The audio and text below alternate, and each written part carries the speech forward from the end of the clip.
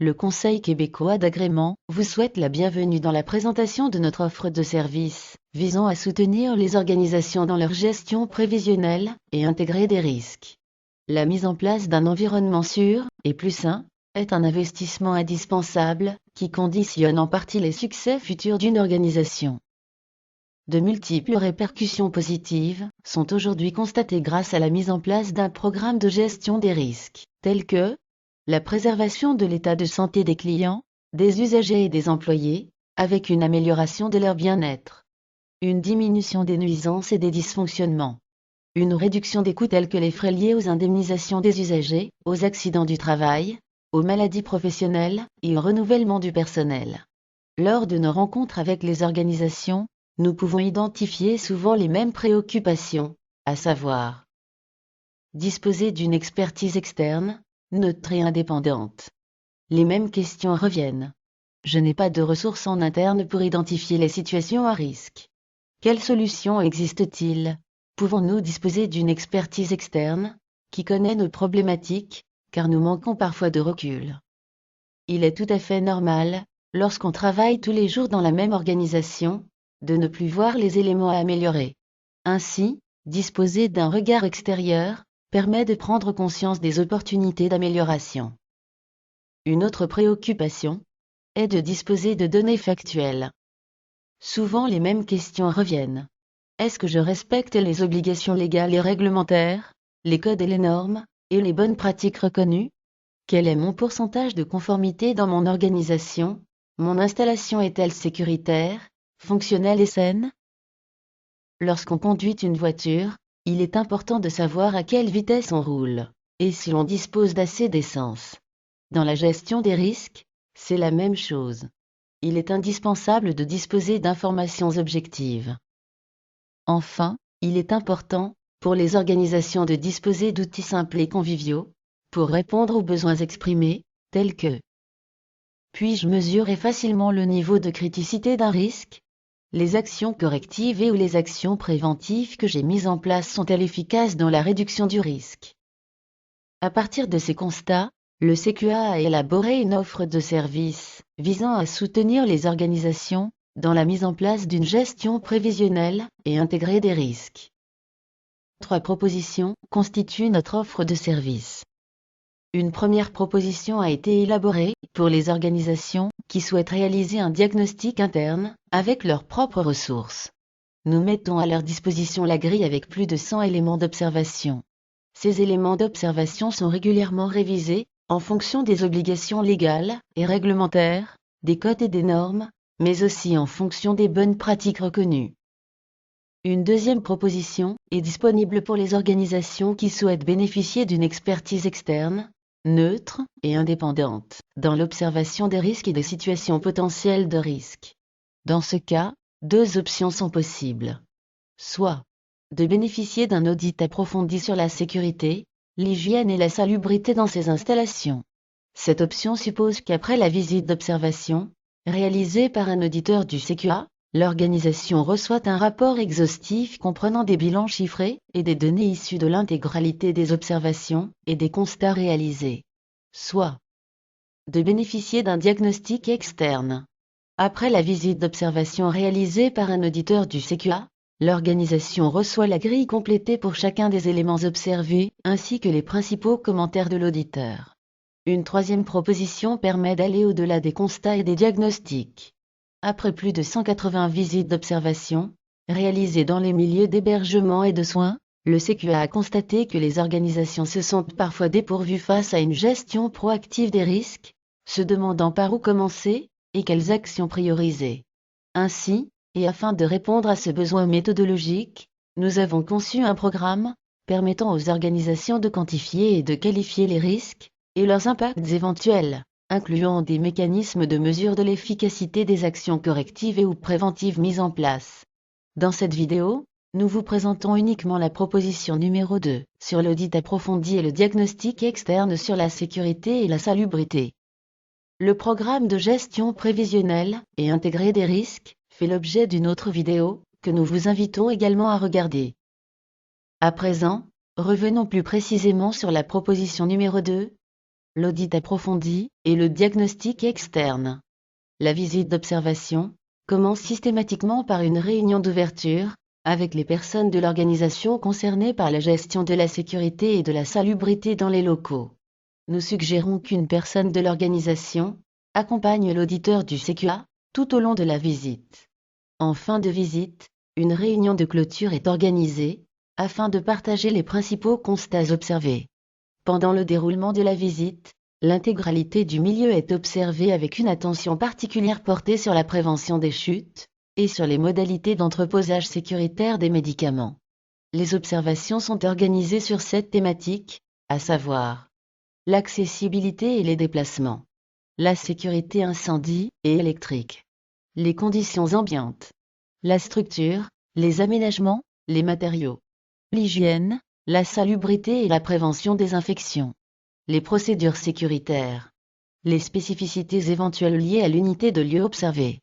Dans 9 unités de lieu possibles, les aires extérieures, le bâtiment et les parties communes, les chambres, les salons et les salles dédiées aux clients, les aires de soins, les services alimentaires, les locaux de services et équipements, les salles de bain-douche, les autres unités de lieu spécifiques et l'organisation, par exemple un salon de coiffure, une chapelle, etc. La visite d'observation donne lieu à la rédaction d'un rapport, dont le format va différer selon l'option choisie par l'organisation.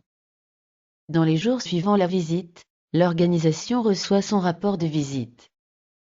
Si l'option audit approfondi a été choisie, le rapport de présentation des résultats des observations est conçu en 5 sections. La première section présente un bilan chiffré des résultats globaux. La deuxième section du rapport présente les résultats détaillés par unité de lieu. La troisième section est dédiée aux photographies des situations à risque. Dans la quatrième section, une conclusion est présente avec les principaux constats.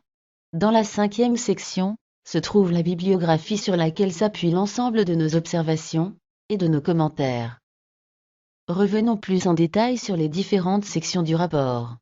La première section du rapport présente donc un bilan chiffré des résultats globaux compilés, permettant d'identifier d'un seul regard où se situent les forces et les principaux défis. Les premiers graphiques présentent les résultats globaux obtenus au regard des obligations légales et réglementaires, selon 2 niveaux d'observation, conformes ou non conformes. Dans notre exemple à l'écran, l'organisation visitée a obtenu 78% d'éléments conformes et 22% d'éléments non conformes, au regard des obligations légales et réglementaires, des codes et des normes. L'organisation dispose également du pourcentage de conformité des éléments considérés comme étant à haut facteur de risque selon le CQA, pour la clientèle et ou pour le personnel.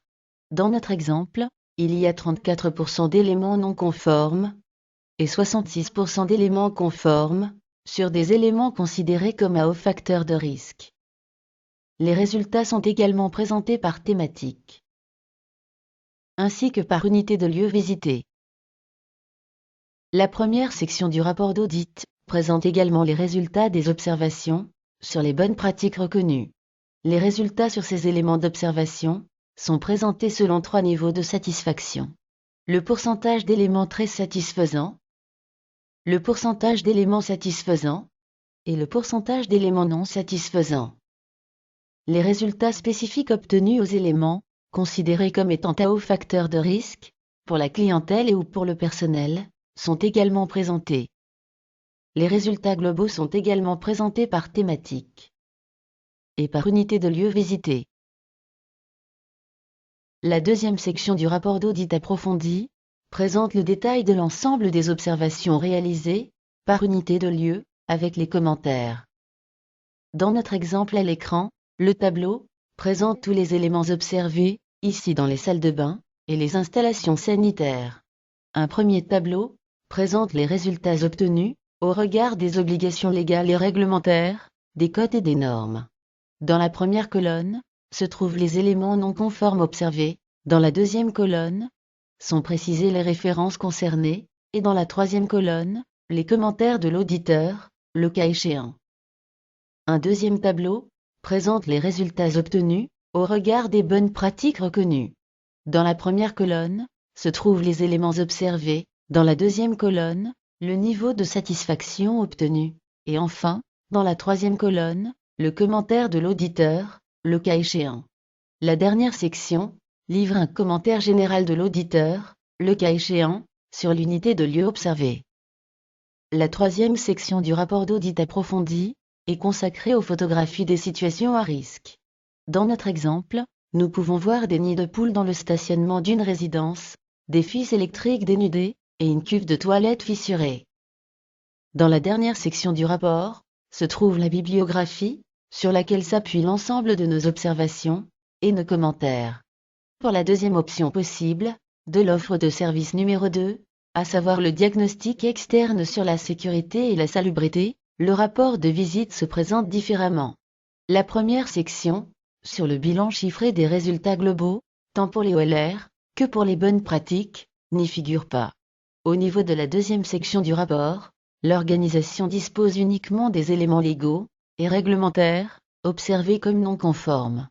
Par unité de lieu visité, avec les commentaires de l'auditeur, le cas échéant, ainsi que les résultats obtenus au regard des bonnes pratiques, avec les commentaires de l'auditeur, le cas échéant. La troisième section, rapportant les photographies de situations à risque, n'existe pas, toutefois, la bibliographie est présente. Il est important de préciser que les rapports d'audit approfondi ou de diagnostic externe restent confidentiels. Les résultats appartiennent à l'organisation. Seuls les résultats compilés des visites peuvent être utilisés par le CQA à des fins statistiques. Nous vous invitons à regarder la vidéo sur le programme de gestion prévisionnelle des risques élaboré par le CQA afin de soutenir les organisations qui souhaitent quantifier et qualifier les risques et leurs impacts éventuels. Un module de ce programme permet également d'évaluer l'efficacité des actions correctives et ou préventives mises en place. Nous vous remercions pour votre écoute et nous restons à votre disposition pour toute question ou demande de tarifs. N'hésitez pas à nous solliciter en laissant vos coordonnées dans la rubrique « Nous joindre » du site internet cqacalit.ca. C'est avec plaisir que nous vous répondrons.